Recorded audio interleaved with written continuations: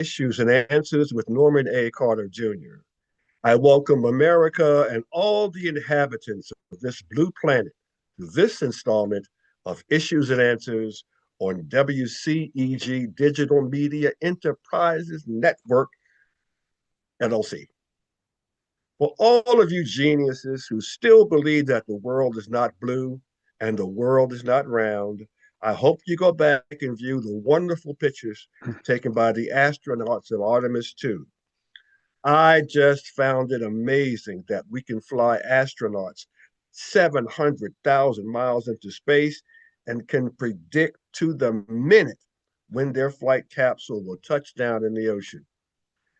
This needs to be an alert call to those of you parents who remain satisfied preparing your children for a career at McDonald's when they should be preparing themselves to be world, if not universe, travelers. Stop feeding negativity into your children by imposing on them a ceiling for their life goals. With the dawning of AI, the world will leave you and your children behind. There will be no welfare or social security safety net. The world is rapidly moving towards rise or die. No one is going to feel sorry for you for not achieving a good education. And while I mention education, I continue to wonder why no activist, no government official, no civil rights organization has held accountable those Atlanta teachers and administrators who betrayed their students and sabotaged their students' education for the almighty dollar. No one is talking about reparations for those children whose lives have been altered through no fault of their own. This was done on purpose due to the greed and selfish aggrandizement of those who were supposed to be preparing them for the future. Everyone else is forgetting, but I am not. I still wait for an authoritative voice to stand up for those children and make them whole. So sue Atlanta, sue the state, sue the federal government and make these children who are now young adults whole. Our country let them down, and no one cares because most of those children are African American, and most of the offenders are well placed fraternity, sorority, and Masonic members. Darn shame. We are the Worldwide Community Empowerment Group. We don't just talk about things going on in our broadcast home of Georgia in the United States, but also concerns that affect this country and this world. God of our weary years, God of our silent tears, thou who has brought us thus far on the way, thou who has by thy might led us into the light, keep us forever in the path we pray, lest our feet stray from the places, our God, where we met thee, lest our hearts, drunk with the wine of the world, we forget thee. Shadowed beneath thy hand, may we forever stand, true to our God, true to our To our native native land. land. May God bless America and forgive us for shunning two angels in our midst for one who thinks he is a king. We are all part of the one. We are all citizens of earth, created in the image of God. We are all guardians of his creations. Let us live that way.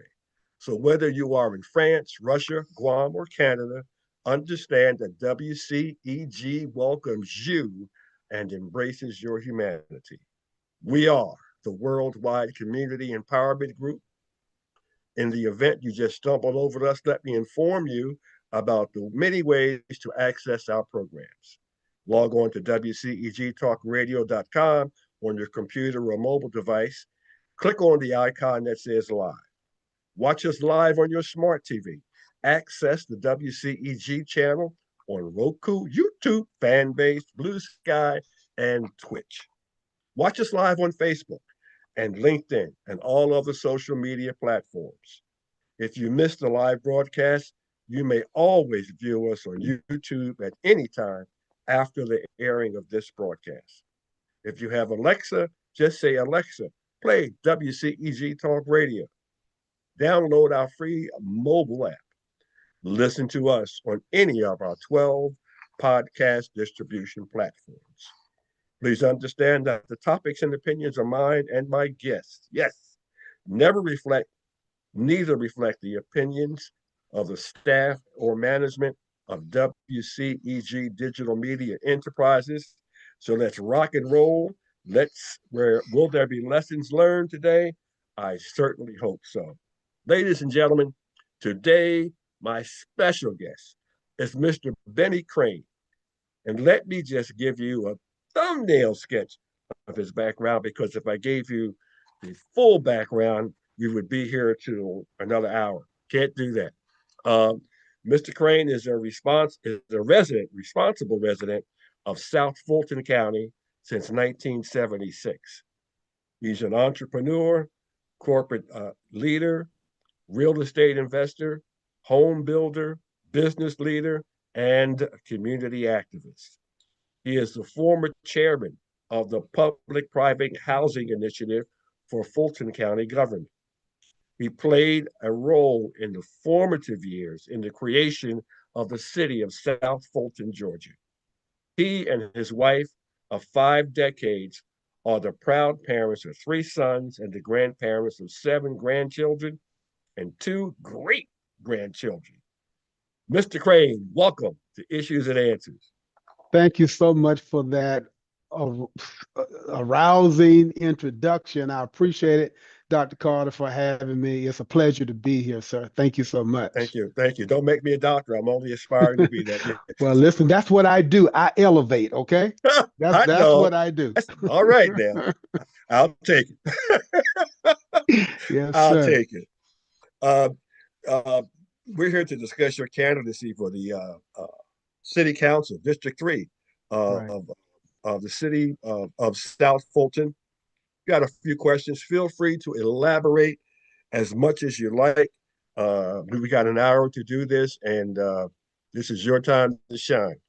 Uh, I'd like to begin by saying we see daily evidence that leadership in the corporate world does not necessarily lead to success in government. What in your background gives you a grasp of government leadership?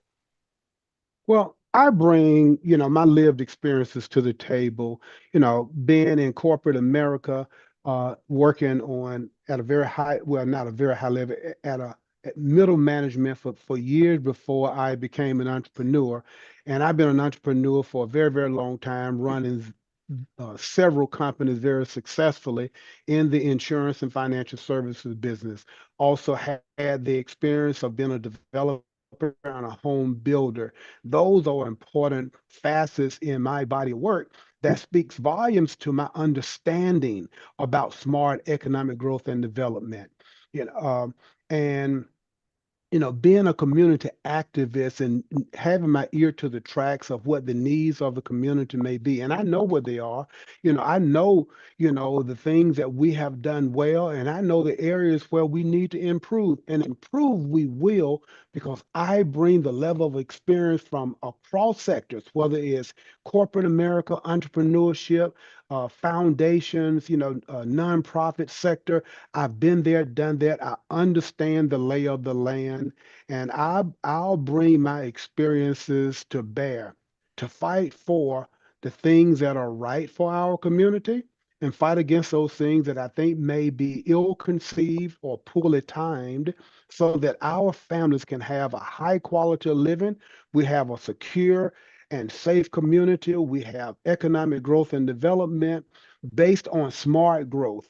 And I'll bring all of my talents and gifts to the table so that we can all benefit from it, not just in District 3, but across the city of South Fulton, because I take a very global approach to the welfare of our city, being that I was active in the concept of creating it, not just in the creation, but from the very concept, the notion of creating a city. I was on the forefront. I was the tip of the spear behind that movement, and I'll continue to be that kind of visionary to make great things happen in our city. Well, I have no more questions, so I guess we're done. All right. no, That'll be all, folks. no, I something you said strikes a note with me because I'm involved in the city council in my city, and one thing that you mentioned, and I think that the public needs to be cognizant of, is that as a one who has management experience, you understand the value of a dollar. I think a lot of people who come into government or aspire to come into government have no idea about the limitations of budgeting, that you just can't spend. And you have to have money incoming and you got to be prudent about what's outgoing. So yeah, that's a big kudos to you for having that experience. Well, on that point, I think it's very, very important to be practical and thoughtful on that very issue, because when someone walk into a place or a space where there seems to be an unlimited source of money that you can spend. It's like a kid in a candy store. Well, these are tax dollars that we're responsible for, and I won't be cavalier or reckless about how I uh, dispense my discretion on what to spend, how to spend, how much to spend. It's just very important. See, I understand budgets. I understand a balance sheet. I understand, balanced budgets. I understand having more money left at the end of the month, and I understand having more month left at the end of the money. So Mm-hmm. I've experienced. I'm talking about lived experiences again. So, Mm-hmm. having those lived experiences and running businesses and having to meet payroll, in spite of a downturn in the economy, people still count on you. So you have to make sure you have funds readily available for those almost inevitable times when things may get tight. But if you spend, when things are good, you may not have the resources available for when times are lean. So I'll bring those kind of experiences to the table. Now, of course, there's a city manager who's responsible for that day to day, but I Mm-hmm. won't put more on the plate for the city manager so that they find themselves in a quandary when it's time to reconcile the books. I want to make sure we don't, go on big spending sprees unnecessarily. That's my commitment. I guess you mean no pool tables, a trip to Africa, I guess. I'm Never not mind. catching Yeah. that with a 10-foot pole. And as I said, those who know. With those who know, and of course, now I'm going to do a pilgrimage to Africa, but it's going to be on my own nickel. I'll Right. tell you that. I do that. I just being putting a little lighthearted Well, listen. addendum. There you go. There Yeah, you go. yeah, yeah. We'll keep it there. Uh, uh, Cities are like churches. uh, if you're not growing, you become stagnant and die. Do you have growth objectives for the city of South Fulton, Georgia?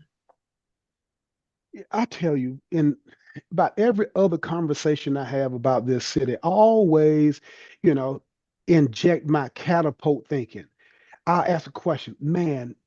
Wouldn't it be wonderful if we can catapult, if nothing but our thinking about what this city would be like in 50 years or 100 years? Because most cities around us, they have a 100-year head start on us. And I'll Yes. tell you, when you juxtapose our position of being 9 years old against some of the cities around us that may be 100 years old, let me tell you something. We are neck and neck on many Mm-hmm. levels today. So if you were to do that catapult thinking and think ahead, this is going to be an amazing place to live, work, and play if we have the right leadership in place. And everyone knows that elections have consequences, both good and bad. And I want this to be one of the most consequential elections we've ever had in electing me to be the city councilman for District 3 because my catapult thinking and my visionary state of mind coupled with the other right thinking and light thinking council people on that council, the sky's the limit. It's going to be a great journey. Let's just look over the next year or 2 years or 5 years. We've come a long way over these 8.5, 9 years.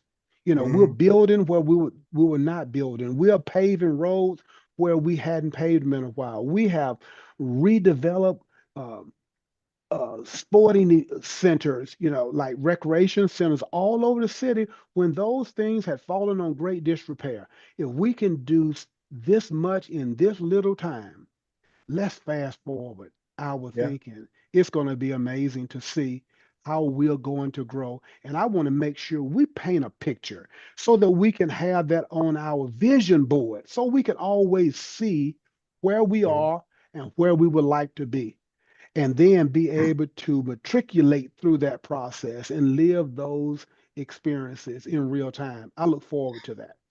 I was sort of jumped over or jumped into my next question. Um, the city of South Fulton is a relatively young city. Um, there's a lot of pluses, and I'll get into that in a minute. But what do you view as the three greatest challenges for this emerging municipality? Well, I'm going to view your question about three greatest challenges. I'm going to keep that separate from my vision and aspiration. You know, the challenges may be the intrinsic growing pains. Anything that grows sometimes too rapidly, you probably will make mistakes early that you probably could avoid if you're more thoughtful and deliberate about your decisions. Hopefully, we have gotten through some of that. Now, I'll tell you that we do have some challenges in our public safety sector. We have too many vehicles that have nearly 300,000 miles on the Oh, engine. Yeah, too many of them.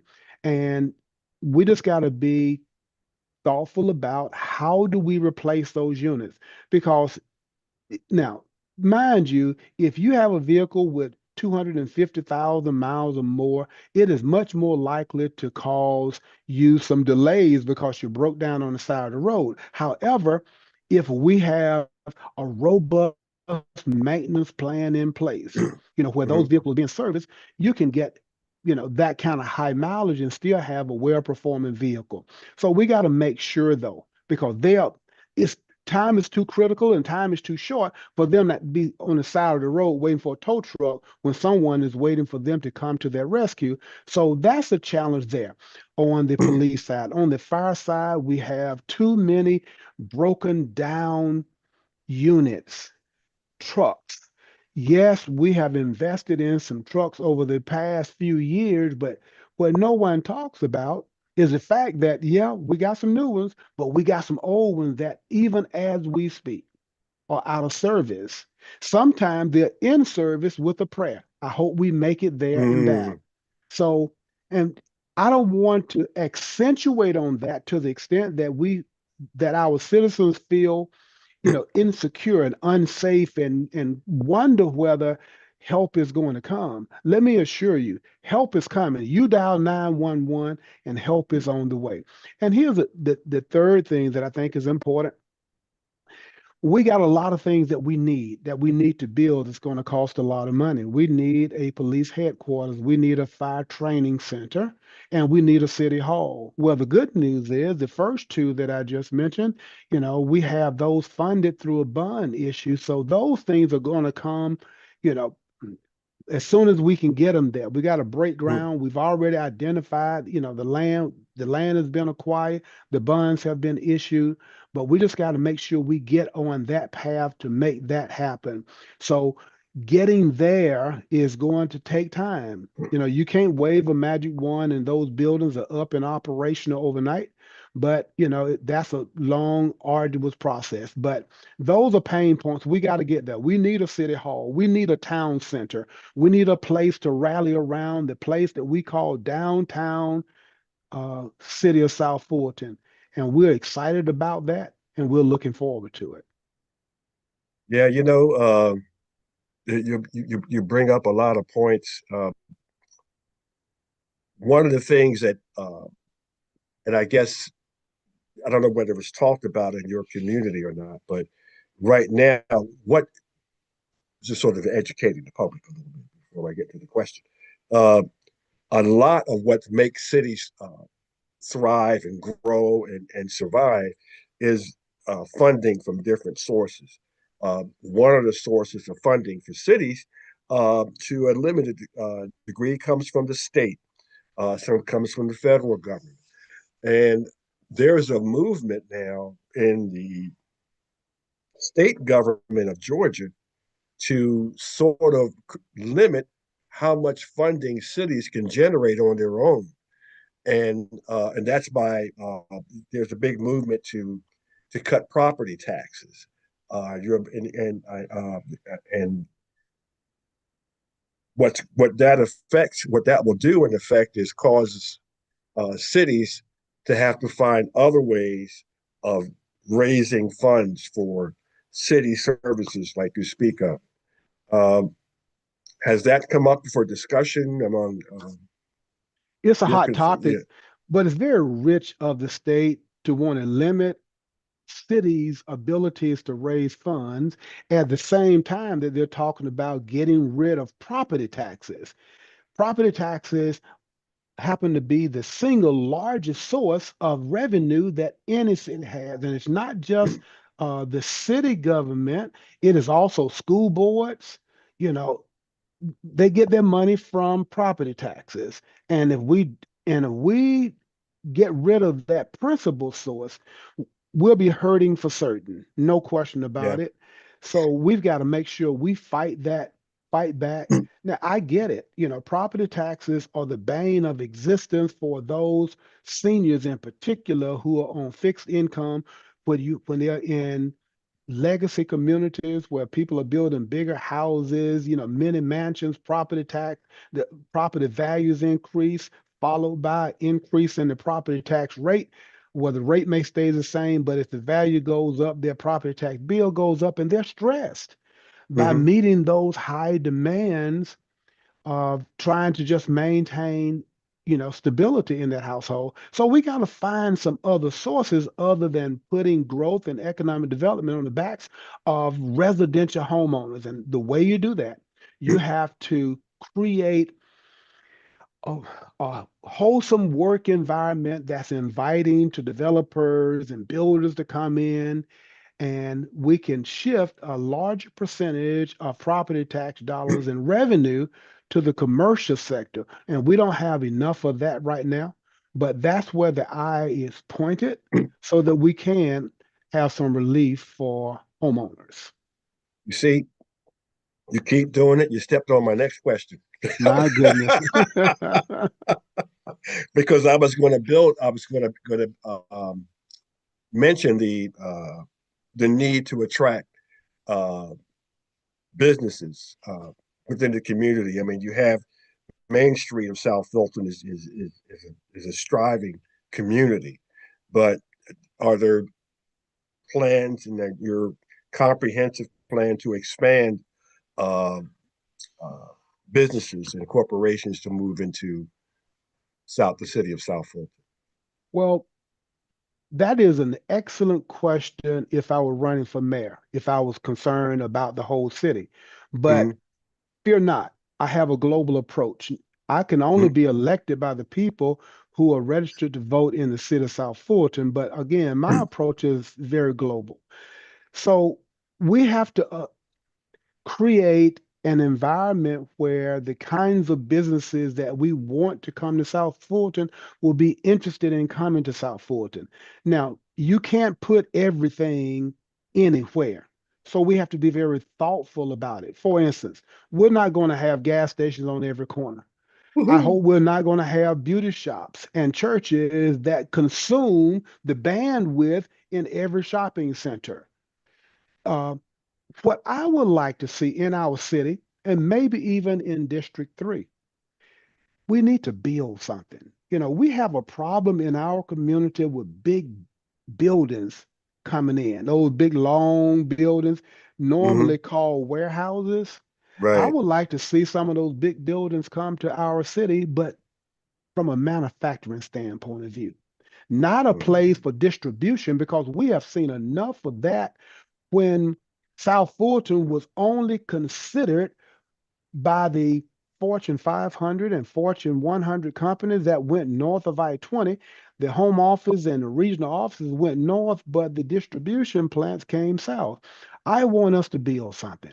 Why can't we have a biomechanical place here, building prosthetic limbs or doing some heavy research and creating real jobs that pay real money to citizens? So, but we have to have, when those things come, we have to have a job ready labor force in South Fulton. And to that end, I would love to see a technical school come and set up so that we can have South Fulton South Fulton Technical Center, where all of the building trades, they are taught right there. When those young people get out of that program, they'll be able to go right to work because opportunities are in the community.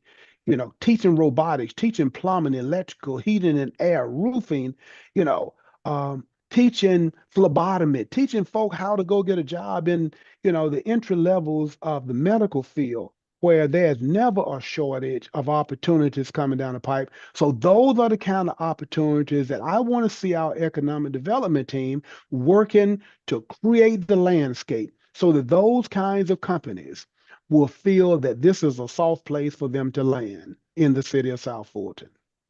Now, I want to educate the public here because you just heard Mr. Crane talk about technical colleges, technical schools. That is the way to go here in these days and times. I've gone to Georgia has, oh, I can't think of the name of it right now, but they have, it's an organization of technical schools in the state of Georgia. And I had an opportunity to go visit to be a participant in a contest that they had 2 years ago. And the fact that young people and some older people can get an education at these technical schools and come right out and make better than a living wage. Uh, I mean, 1 or 2 years there, and a lot of these technical schools are these the students. Uh, their tuition is basically subsidized by a lot of companies because they want these people to train these people, and they come right out and they're making great money, perhaps more money than they would if they had gone and secured a 4 year education at a college. So that's a great proposal, and let's see that done in District 3. I agree 100%. And it's interesting that you would say that. I'm not at liberty to say where my eye has landed, but I have identified a place where it could be just perfect. It will be a destination, and then we can build the ancillary services around it. When you have, industry located in a specific place, there comes a need for, restaurants. And for restaurants to be the most successful, that needs to be a lunchtime crowd.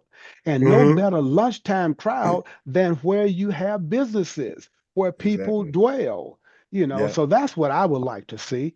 Let's Mm. get manufacturing going. Let's get the technical infrastructure built out, and then it will necessitate the need for the ancillary services like restaurants, like a nice pharmacy. We Sure. in District 3, we don't have readily available in District 3 pharmacies. Of course, that normally centers around hospitals, and thank God we have a hospital coming to the region down in Union City. And I just wish it had been in District 3, but let me tell you something. If you get sick, you don't care if it's in District 3 or District 17, get me there quickly. And we'll have that opportunity coming soon. And I'm That's glad that I've always been on the forefront of advocating for a hospital in our city when others thought I was out of my mind, thinking about, a hospital coming to our city when other hospitals around the state were closing down. But they didn't mhm. see what I saw Brother Carter. They didn't see it. Hmm. I saw it and I knew it was necessary. And now it's coming. And I'm happy that I've always been a part of that conversation. And now I want to be there when the ribbon is cut. Well, yeah, if you know, it's a funny thing that it's like that old saying in the Bible about it's about a prophet, gets no honor in his own In his city, own and hometown. That's right. and visionaries are sometimes fall into that same boat. Yeah, no doubt. Uh, No doubt. it's a shame. It's a lesson learned. Uh, for those, I just want to give, and I'm going to get into District 3 in a second specifically, but just to give our listeners and viewers a picture of South Fulton, the city of South Fulton. Um, you have a population of about 113,000. It's predominantly African American. It has a median income of $82,324 and a median age of 36.3 years, a rather young city with a young population. Um, the state of Georgia has a median income of $9,000 less than the city of South Fulton. So we're not talking about an impoverished community. We're talking about a what seems to be an economically stable community. You have um, home ownership in Georgia is 65.4%, where in the city of South Fulton, it's 67.8. That points to stability. So what portion of that is District 3 as far as population goes? Well, each district is part of the mathematical equation. You take that 113,000 divided by 7, they're going to be Okay. roughly give or take about the same. So let's call it somewhere between 15, 17,000 people Okay. in each district. That's men, women, and children. So, this is not small. And one other piece of information that's important when you start talking about the demographics, let's talk about the geography. We're just under 100 square miles, maybe 85, 90 square miles. And just to contrast that with the city of Atlanta, which is around 125 square miles. So we are almost the size of the city of South Fulton. As a matter of, I mean, it's the city of Atlanta. We would have been were it not for a last minute annexation by Chattahoochee Hills when they Mm. took a swath of land just before annexation was closed out. Now, just to put that footprint in perspective, you have a significant number of cities south of I-20. That would be Hateville, East Point, College Park, Union City, Fairburn, Palmetto, and Chattahoochee Hills. If you get all of those cities bunched up together side by side, you can sit them inside the city of South Fulton and have room to run laps around them once they're all in. So this is a big, big city. The city of South Fulton is not just a big city, it is a big deal. And now we are no longer on anybody's menu. We are at the table. So we're excited about what this opportunity brings. You're talking about geographically one of the largest cities, economically, the income per household will better than the state average when it comes down to, you know, other positive outcome. We got our city is what I call beachfront property. And what I mean Hmm. beachfront property, we're next to the busiest airport on the planet. So, Wow. that's why I call it beachfront property. I mean, when you are situated next to something that is an economic engine like that, you are sitting in a great place. And that also helps to attract potential businesses and business leaders to see this as an opportunity for proximity to the airport and still you within a stone's throw from the city of Atlanta. So the largest city, second largest city in the county, third or fourth largest city in the state of Georgia. And we have nearly $500 million annual budget for this year. Um, that's serious. Hmm. That's a serious city, big in every way. Now we have to leverage those areas of being big and robust into having big outcomes as a result of being this big city who is poised to do some big things. Wow. Wow. That's a mouthful, but that's ambition. Uh, and I just want to give us an idea of the government. You obviously have seven districts, uh, and you have a mayor. Is that a strong mayor or type government, or is that a government where the mayor is basically um, at the behest of council? Well, the Is mayor is elected citywide. So this is um, a city manager, city council form of government. We used to call it a weak mayor form of government. And you hmm can imagine, antiquated titles like that doesn't go over very well these days, just like using the word master bedroom. Well, we right. can't call it a master bedroom anymore. It is the owner's suite. So we're Yeah. gonna call it a city council and city manager form of government. Now, I'll tell you, in that form of government, we have a strong mayor. Now, not Wow. strong mayor form of government, but we Right. have a very strong mayor. And I'm delighted that we have a strong mayor and we have this form of government. And so we're excited about the collaboration between these factions. And notice I didn't say warring factions. hmm We're on a new trajectory. And I think this government is going to go places, places where we're very, very proud to call home. And do you have any? Have you? And I This is one of my thoughts about regional cooperation. Um, you like you just mentioned. You're so close to Atlanta. You're there at the airport. You There's so many counties and cities around you. Is there any effort to cooperate regionally and do things in that manner? Right? Well, there is an organization in place called Aerotropolis. Aerotropolis is playing a significant role in bringing all of these cities together. Then you have ARC, Atlanta Region Commission, whose job is to deal with regional matters. Now, that's those external resources doing what they do. But from a city council standpoint of view or a city standpoint of view, it's about establishing relationships.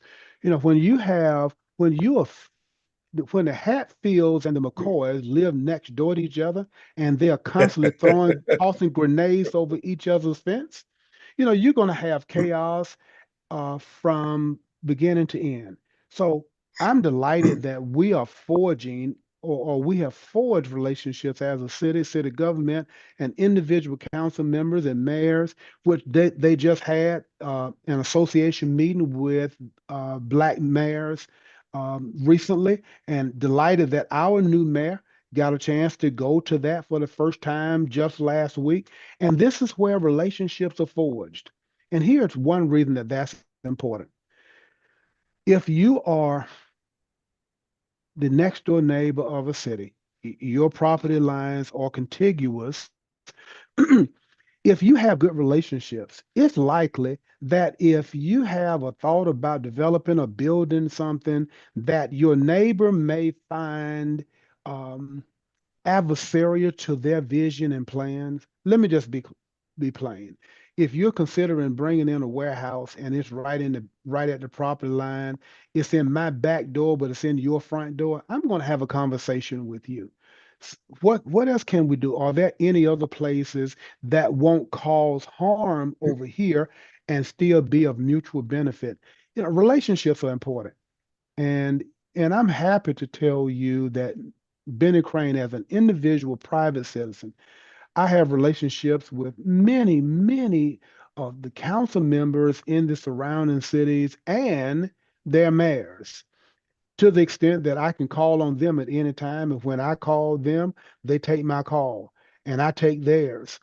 And many of our council members also have those kinds of relationships to build on. So I think we're poised in a good place right now. Even though we're just 8.5, 9 years in, this is still a honeymoon period. We have a new mayor, and at least and one new city councilman. We're in the honeymoon stages, but we want to make sure we don't make mistakes early that will cost us greatly later.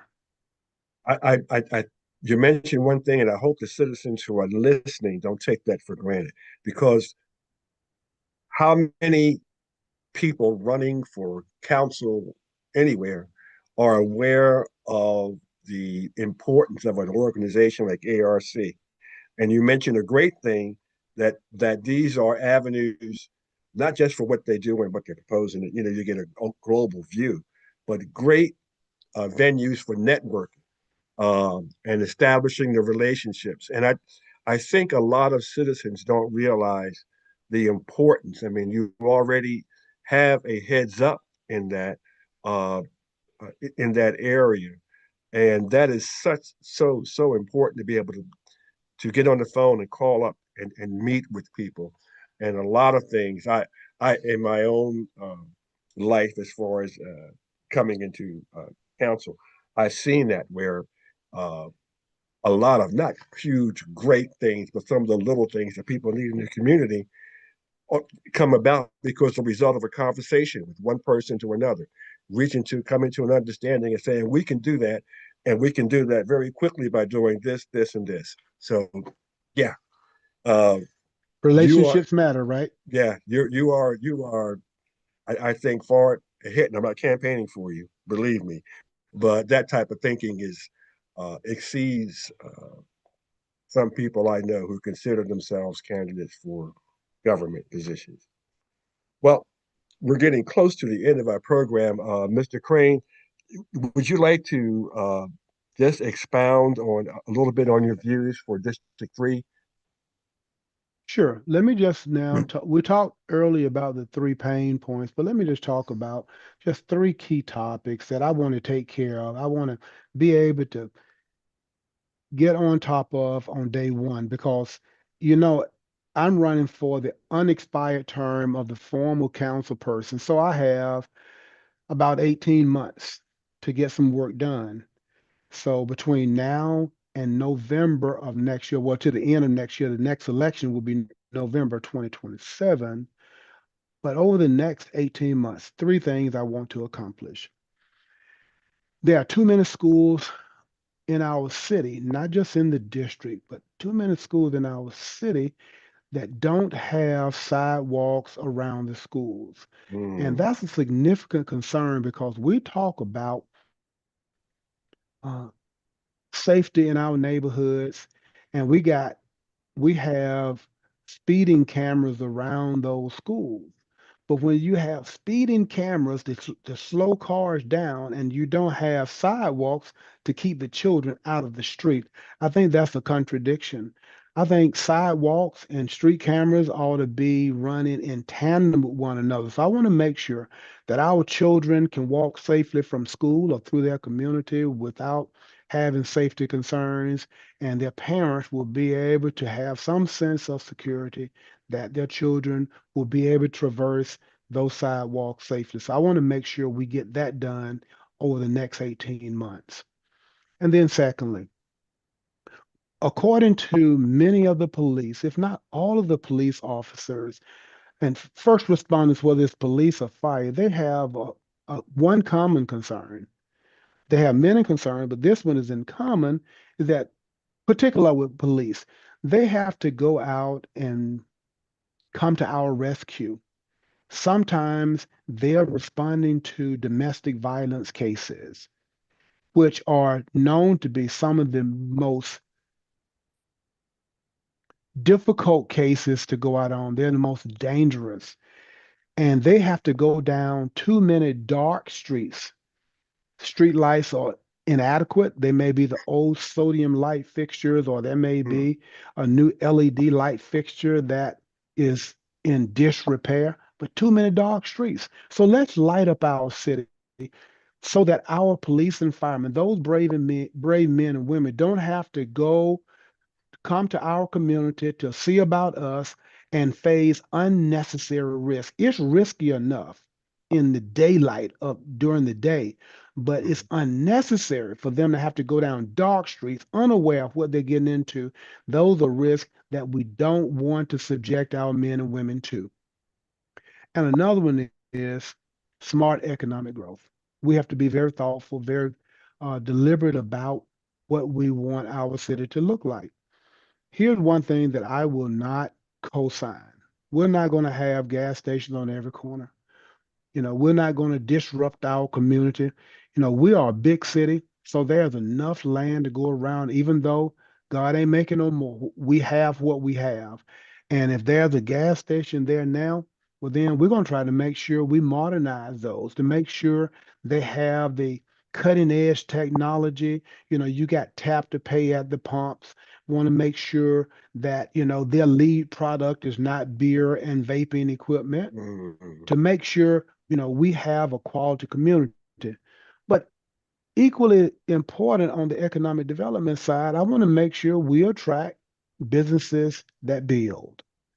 I want us to attract businesses that's going to come here and bring good quality, high paying jobs here while we are yet getting our citizens more labor ready. Doesn't take much to be a warehouseman Mhm. unless you drive a forklift. You have to get a certification to operate a forklift. But we want to go a lot further than that. We want to attract good paying jobs and businesses that are going to be good citizens, not destroy our infrastructure, making sure there are proper buffers, don't get rid of the canopies. So we have a big list on to, for asking these people to do these things, but we got to take care of those three things. And the fourth thing that's critically important to me, and this is about me.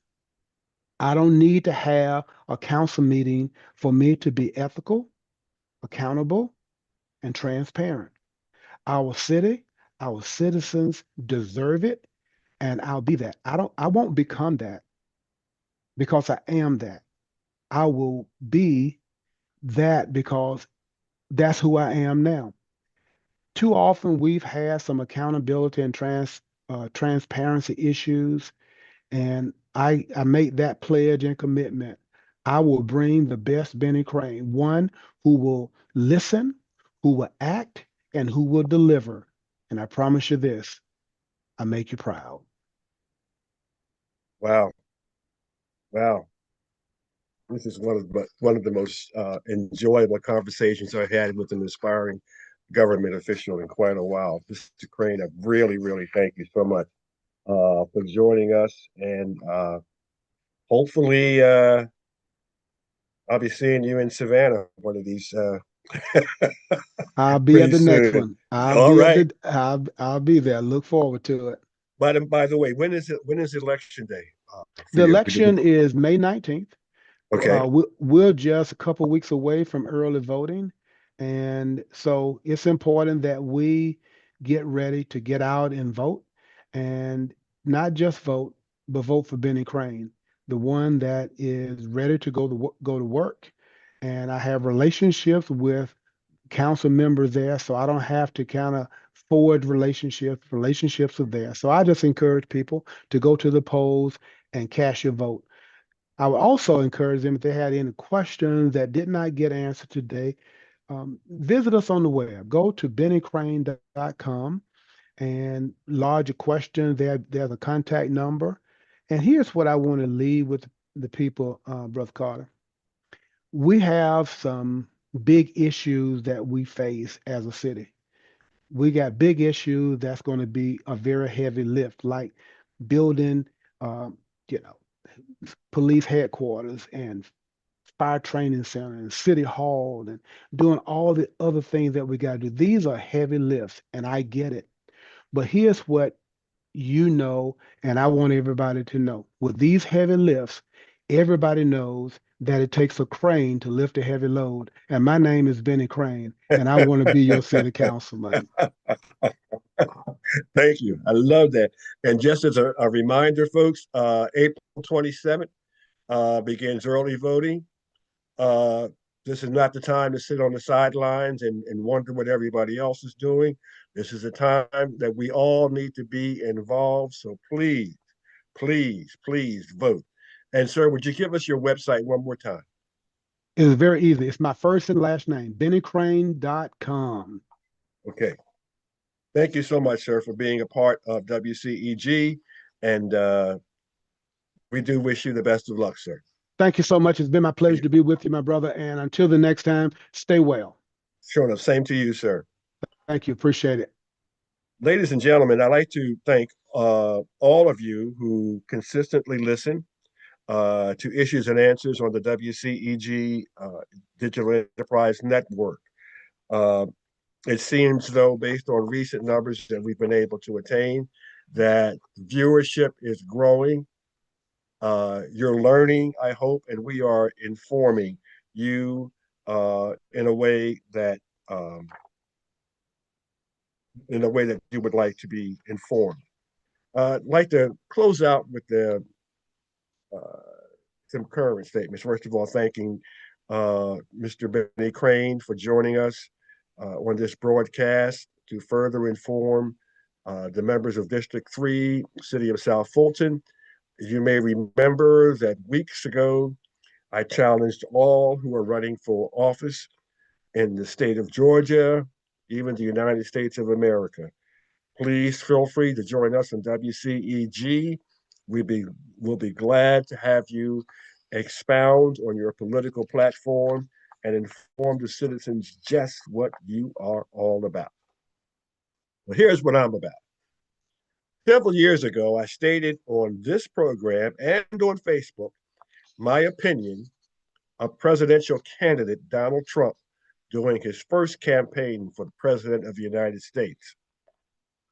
On January 23rd, 2016, presidential candidate Donald Trump caused controversy when he stated that, quote, I could stand in the middle of Fifth Avenue and shoot somebody and I wouldn't lose voters, end quote.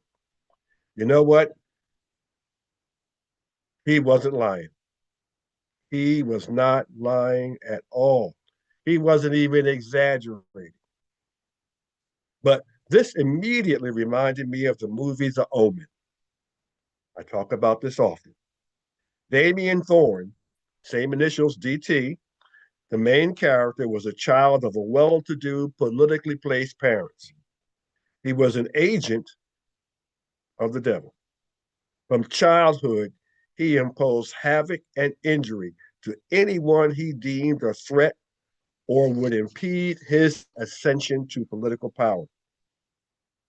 That is the essence of Donald Trump. Just as with Damien Thorne, his rise could not be accomplished without facilitators whose souls were shackled by Satan. Now, when Lot parted ways with his uncle Abraham and took up residence and a wife in the land of Sodom, he was surrounded by those who were inhospitable, rude, crude, and inhumane. God told Lot that Sodom and the surrounding cities of the plain were so evil that he would destroy them. Lot begged God to spare the city. God sent two angels to both comfort Lot and to make an on site assessment of conditions. The angels found nothing redeemable in Sodom. So God warned Lot and his family to leave and not look back. Now, in the space of 8 years, I believe God sent two angels to America to comfort us and to improve on the mess that Donald Trump had inflicted on this country. Both times, this country turned its back on Hillary Clinton and Kamala Harris. Both were far more qualified and capable of leading this country than Donald Trump.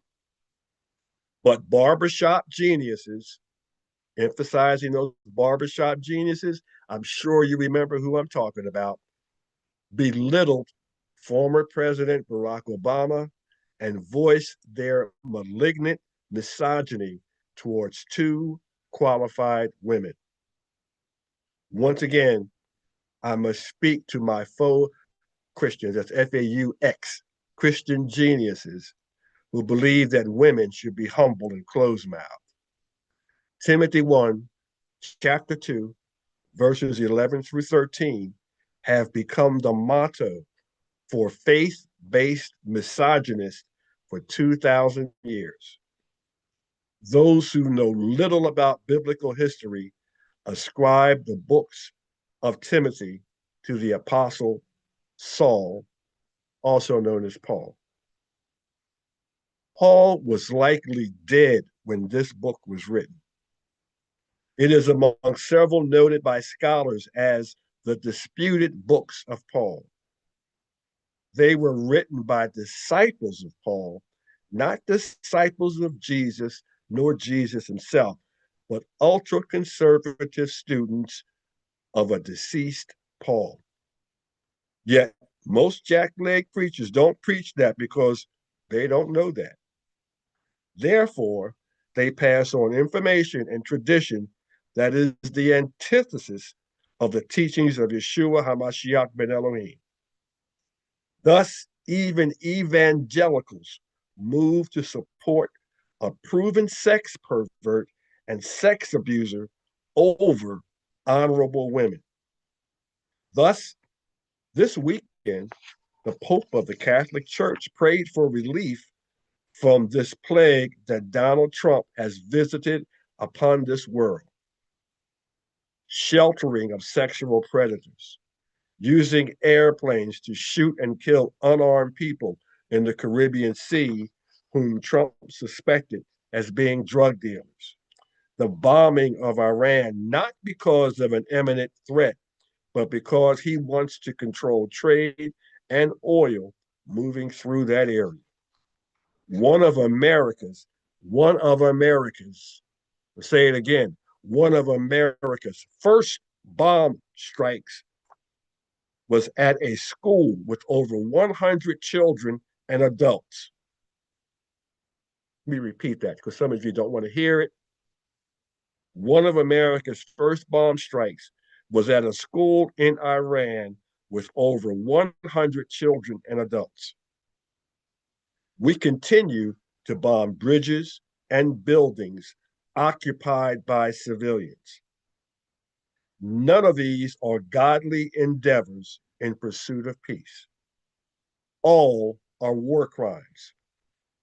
Prayers are nice, but this country and this world will continue to pay a price for allowing Trump to rule the most powerful country of the free world and rain havoc that is resulting in the deaths of hundreds of innocent people each day.